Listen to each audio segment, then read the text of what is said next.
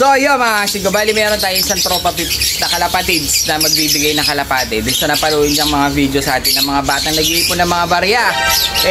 Napanood niya siguro na awa kasi nga nag-iipon sila ng mga baon-baon nila ng barya. Coins yun ha, coins para makabili ng kalapate.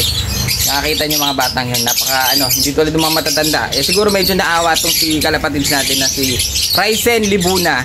Hindi ko alam kung taga saan. Nagbigay siya sa akin ng Gcash 200 mga singko para magbigay ulit tayo dun sa mga batang yun. Ngayon, kasi hindi ko kasi mahanap yung mga bata. Kaya ngayon mga singko, ang ginawa ko, binanggit ko sila sa YouTube, pinapahanap ko. Merong isang taong nakakilala sa kanila. Bata rin mga singko. Kaya ginawa ko, pinahanap ko sila kay Halika sila, dito pala sa taligad ka. Ano pangalan? Alvin G. Si Alvin. Kilala niya yung mga bata. Ginawa ko, pinahanap ko sa kanya.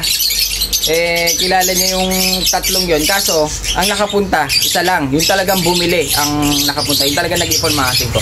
Yung dalawa kasama. Asa yung dalawa? Sa Black Five Dogo. Andun, naiwan mga singko. Ayaw ata sa mama, baka may ginagawa. Ang importante, nakita natin yung isa na si ano pala mo? Ito na pala siya. Benedict. Ito yung ito yung batang nag-iipon ng barya. Kailan nyo na-iipon mo na? 19 bumili siya ng kalapate. 100 ata, 100. Bumili siya ng kalapate. Kaso, siyempre dahil naawa rin tayo, hindi na natin pinabayad. Pinamerienda na lang ata nila yung mga barya. Dahil nahanap sila ni Alvin, gawin natin mamaya, papipiliin na rin natin siya. Dahil si Alvin na naghanap, bibigyan din natin siya ng reward na ito. Ngayon, ang gusto ni Ryzen Libuna, bibigyan nito ng kalapate. Yung binigay niya sa ating 200. Pinapahanap niya para bigyan daw ulit ng kalapate itong bata. Ngayon, ang gagawin mo, mamimili ka dyan, ng dalawa. Kasi 200 yung binigay niya mga siguro. Mamimili siya ng dalawa. Titignan natin kung ano yung mapili niya.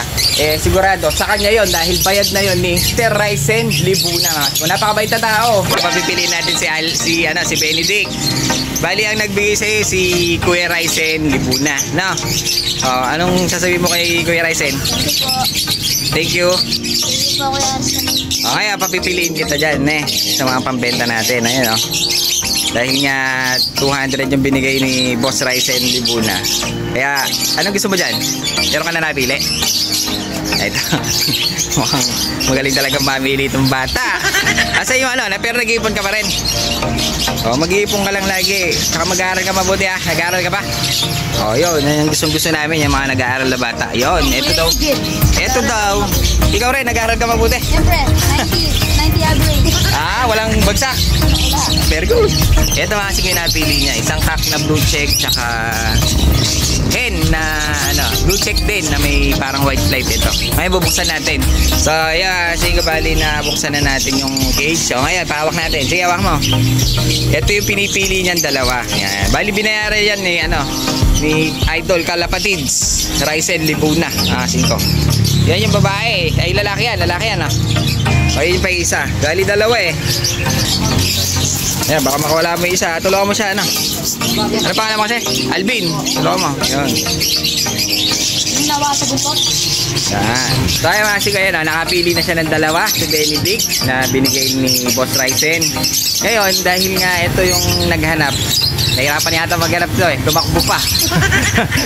Ilang araw niyang sinatsambahan yung mga bata hanggang natsambahan niya. So, ayun nga, bibigyan din natin siya ng isa. Sige, pili ka ng isa mo. Si Alvin, the Pogi.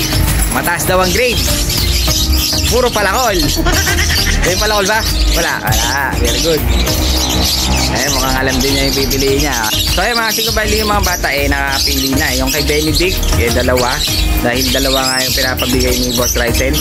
So yung kay Alvin naman, pinapili ko siya ng isa. Para doon sa pagod niya na naghanap dito sa mga batang to. Kasi yung dalawa wala wala si Baby Bong at si Calvo.